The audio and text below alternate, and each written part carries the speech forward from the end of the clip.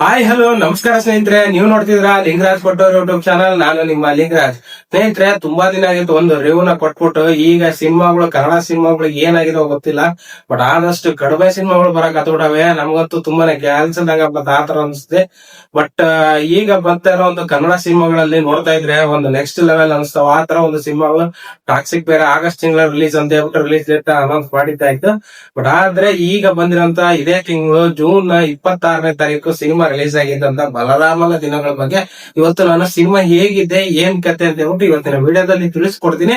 ನನಗೆ ಏನೆಲ್ಲ ಇಷ್ಟ ಆಯ್ತು ಮತ್ತೆ ಏನೆಲ್ಲ ಒಂದು ಇಷ್ಟ ಆಗ್ಲಿಲ್ಲ ಅನ್ನೋದ್ರ ಬಗ್ಗೆನೂ ಕೂಡ ಇವತ್ತಿನ ವಿಡಿಯೋದಲ್ಲಿ ತಿಳಿಸ್ತೀನಿ ಅಂತ ಹೇಳ್ತಾ, ಇವತ್ತಿನ ವಿಡಿಯೋ ನಿಮ್ಗೆ ಏನಾದ್ರು ಇಷ್ಟ ಆಗಿದ್ರೆ ಲೈಕ್ ಮಾಡ್ಕೊಳ್ಳಿ. ಹಾಗೇನೆ ಯಾರೆಲ್ಲ ಸಿನಿಮಾ ನೋಡ್ಕೊಂಡ್ ಬಂದ್ರೆ ಅಂತ ಕಮೆಂಟ್ ಮಾಡ್ಕೊಳ್ಳಿ. ಹೊಸಬ್ರ ನನ್ನ ಚಾನಲ್ ನೋಡ್ತಾ ಇದ್ದ ದಯವಿಟ್ಟು ಸಬ್ಸ್ಕ್ರೈಬ್ ಮಾಡ್ಕೊಳ್ಳಿ ಅಂತ ಹೇಳ್ತಾ ಇವತ್ತಿನ ವಿಡಿಯೋನ ಶುರು ಮಾಡ್ತಾ ಇದೀನಿ. ಬನ್ನಿ ಗೈಸ್. ಸ್ನೇಹಿತರೆ, ಈ ಸಿನಿಮಾ ಬಂದ್ಬಿಟ್ಟು ಜೂನ್ 26ನೇ ತಾರೀಕು ಸಿನಿಮಾ ರಿಲೀಸ್ ಆಗಿದೆ.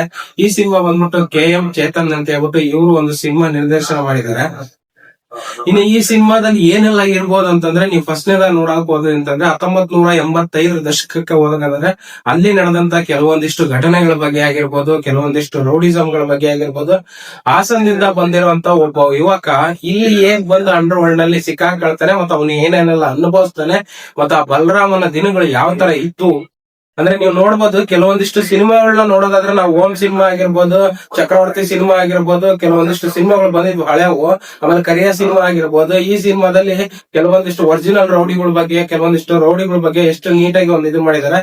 ಬಟ್ ಅದೇ ತರ ಇಲ್ಲೂ ಒಂದು ಒಳ್ಳೆ ಕಾನ್ಸೆಪ್ಟ್ ಮುಖಾಂತರ ಬಲರಾಮನ ದಿನಗಳು ಸಿನಿಮಾನ ಒಂದು KM ಚೇತನ್ ಅವರು ತುಂಬಾನೇ ನೆಕ್ಸ್ಟ್ ಲೆವೆಲ್ ಮಾಡಿದ್ದಾರೆ. ಈ ಸಿನಿಮಾದಲ್ಲಿ ನೆಕ್ಸ್ಟ್ ಲೆವೆಲ್ ನ ಮಾಡಿದ್ದಾರೆ. ಈ ಸಿನಿಮಾದಲ್ಲಿ ಅದರಲ್ಲೂ ಒಂದು ಪ್ರಿಯಾ ಆನಂದ್ ಅವರ ಒಂದು ಮುಗ್ಧತೆ ಈ ಸಿನಿಮಾದಲ್ಲಿ ಹೀರೋಯಿನ್ ಆಗಿ ವರ್ಕ್ ಮಾಡಿರುವಂತವ್ರು, ಅವ್ರದ್ದು ಕೂಡ ತುಂಬಾ ಚೆನ್ನಾಗಿದೆ. ಇನ್ನು ವಿನೋದ್ ಪ್ರಭಾಕರ್ ಅವ್ರ ಬಗ್ಗೆ ಹೇಳ್ಬೇಕು ಅಂತಂದ್ರೆ ನೆಕ್ಸ್ಟ್ ಲೆವೆಲ್ ಆಕ್ಟಿಂಗ್.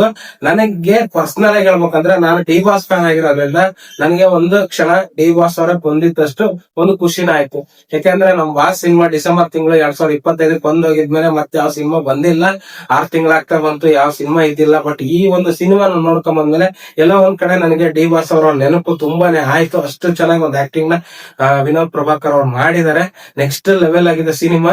ಬಟ್ ಎಲ್ಲೋ ಒಂದ್ ಕಡೆ ಒಂದಿಷ್ಟು ಸೀನ್ಸ್ ಗಳು ಸ್ವಲ್ಪ ಎಳೆದಾಡಿದ್ದಾರೆ, ಮತ್ತೆ ಕೆಲವೊಂದಿಷ್ಟು ಇಷ್ಟ ಆಗದೆ ಇರೋ ರೀತಿ ಇದಾವೆ. ಬಟ್ ಅವೆಲ್ಲ ಬಿಟ್ರೆ ಓವರ್ ಆಲ್ ಸಿನಿಮಾ ತುಂಬಾ ಚೆನ್ನಾಗಿದೆ. ಫಸ್ಟ್ ಹಾಫ್ ಸ್ವಲ್ಪ ಸ್ಲೋ ಬಂದ್ರು ಸೆಕೆಂಡ್ ಹಾಫ್ ತುಂಬಾ ಚೆನ್ನಾಗಿ ಒಂದು ವರ್ಕ್ ನ ಮಾಡಿದ್ದಾರೆ ಈ ಲೆವೆಲ್ ಅಲ್ಲಿ. ಆಮೇಲೆ ಆ ಒಂದು ಬಲರಾಮನ ದಿನಗಳ ಬಗ್ಗೆ ಹೇಳ್ಬೇಕಂದ್ರೆ ಇದರಲ್ಲಿ ಬಂದಿರುವಂತ ಛಾಯಾಗ್ರಾಹಕರ ಒಂದು ಎಡಿಟಿಂಗ್ ಡಿಪಾರ್ಟ್ಮೆಂಟ್ ಆಗಿ ನೆಕ್ಸ್ಟ್ ಲೆವೆಲ್ ಮಾಡಿದ್ದಾರೆ. ಮತ್ತೆ ಆ ಒಂದು ಸೀನ್ಸ್ ಗಳು ತೋರಿಸಿರೋದಾಗಿರ್ಬೋದು, ಡಿಸ್ಪ್ಲೇ ಪ್ರಮೋಷನ್ ಬಗ್ಗೆ ನಾನು ಹೇಳಕ್ಕೆ ಹೋಗಲ್ಲ. ನೆಕ್ಸ್ಟ್ ಲೆವೆಲ್ ಡಿಸ್ಪ್ಲೇ ಇಡೀ ಸಿನಿಮಾ ಓವರ್ ಆಲ್ 1900 ನಾವು ಆ ಸಿನಿಮಾ ನೋಡ್ತಾ ಇದ್ರೆ ನಾವು ಆ ಒಂದು ದಶಕಕ್ಕೆ ಹೋಗಿದ್ವೇನೋ ಅನ್ನೋ ತರ ಒಂದು ಫೀಲ್ ಅನ್ನ ಕೊಡುತ್ತೆ ಈ ಸಿನಿಮಾ. ನೆಕ್ಸ್ಟ್ ಲೆವೆಲ್ ಸಿನಿಮಾ ಮಾಡಿದ್ದಾರೆ. ಸಿನಿಮಾ ಮಾತ್ರ ತುಂಬಾ ಚೆನ್ನಾಗಿದೆ. ಯಾರ್ಯಾರು ಸಿನಿಮಾನ ನೋಡಿಲ್ವಾ, ನಿಮ್ಮ ನೆಚ್ಚಿನ ಚಿತ್ರಮಂದಿರಗಳಲ್ಲಿ ರಿಲೀಸ್ ಆಗಿದೆ, ದಯವಿಟ್ಟು ಹೋಗಿ ಸಿನಿಮಾ ನೋಡ್ಕೊಂಡ್ ಬನ್ನಿ. ಆಲ್ರೆಡಿ ಸಿನಿಮಾನ ಯಾರ್ಯಾರು ನೋಡಿದ್ರಿ, ನಿಮಗೆ ಏನ್ ಅನ್ಸ್ತು ಅಂತ ಹೇಳ್ಬಿಟ್ಟು ಕಮೆಂಟ್ ಮುಖಾಂತರ ತಿಳಿಸಿ.